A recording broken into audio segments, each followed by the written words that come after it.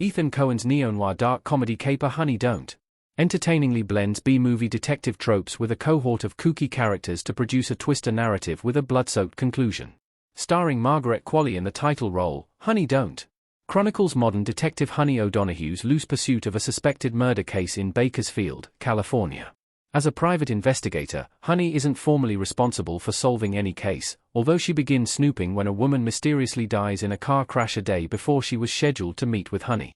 Her pursuit of the real reason behind the woman's death sees her brush up against several characters with varying degrees of connection. Aubrey Plaza's Milligram Falcone works in the police station that Honey frequents when she needs information, and the two develop a casual romantic relationship in extremely short order. Honey also finds herself entangled in the strange disappearance of her niece Corinne, Talia Ryder, which leads her to the local religious cult leader, Reverend Drew Devlin, Chris Evans. As Honey pulls on the thread surrounding Devlin's dastardly divinity and the drug operation he runs out of the back of his church, she discovers that he has been preying on vulnerable women for quite some time, suspecting her niece to be among them. However, in the movie's climax, Honey discovers that Devlin is not the only person in Bakersfield who poses a threat to women. Why Milligram Falcone was killing girls. Milligram, Aubrey Plaza, leaning against the door frame in Honey Don't. Upon going to MG's, short for Mary Grace, house after not getting any response via text or phone call, Honey finds an anxious and confrontational Milligram, along with a cup of tea with her niece's lipstick on it.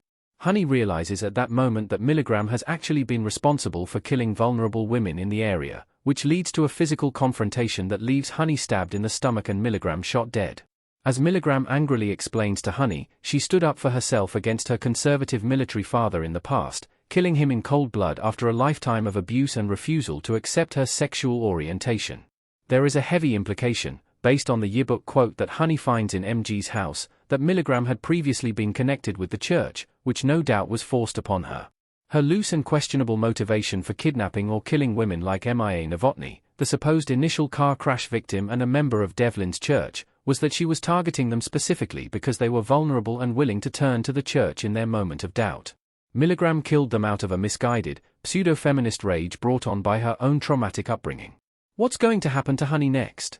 Honey O'Donohue, Margaret Qualley, walking down a hallway in Honey Don't. The movie ends with Honey meeting Cher, Lyra Abova, the femme fatale agent of the French drug cartel that Devlin worked for, at a stoplight. At that time, she was aware of Cher's involvement with Devlin's church, having seen her leave the building after hearing a gunshot.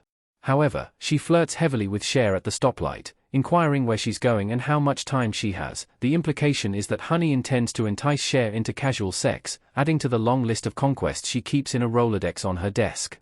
However, it remains unclear if Honey is actually trying to get more information on Devlin and his church. Based on what we saw of Honey in the preceding hour and 20 minutes or so, it seems likely that the correct answer is both. She is certainly interested in Cher physically, but is undoubtedly aware that Devlin is some sort of predator or at least is bad news for the women in the area.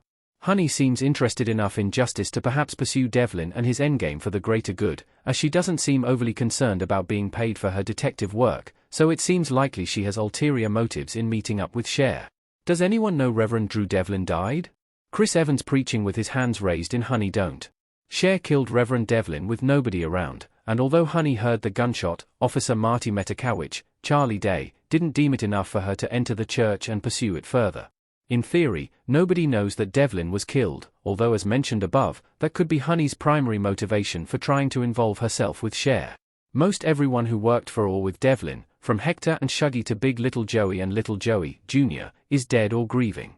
There doesn't seem to be anyone who knows that Devlin is dead when the movie ends, so unless Honey unearths the truth about Cher's murder and the larger drug ring, Devlin will remain until one of his other parishioners discovers him. The real meaning of Honey Don't. Honey O'Donohue, Margaret Qualley, aiming with a pistol in Honey Don't. Honey Don't struggles with coherence and congruence with its varying plot threads, as noted on Rotten Tomatoes, and as a result the thematic depth is relatively shallow. The movie is mostly concerned with its characters, desert noir aesthetic, and outrageous moments of sex and violence, none of which are problematic on their own, but don't yield a satisfying ending or takeaway. The hypocrisy of religion is certainly prevalent, as Chris Evans' slimy reverend is a caricature of clergy members who take advantage of their flock, either via grift or sexual abuse. In that same vein, conservative politics and the resulting social injustices are under fire, as they are loosely pointed to as the reason for Milligram Falcone's murderous nature.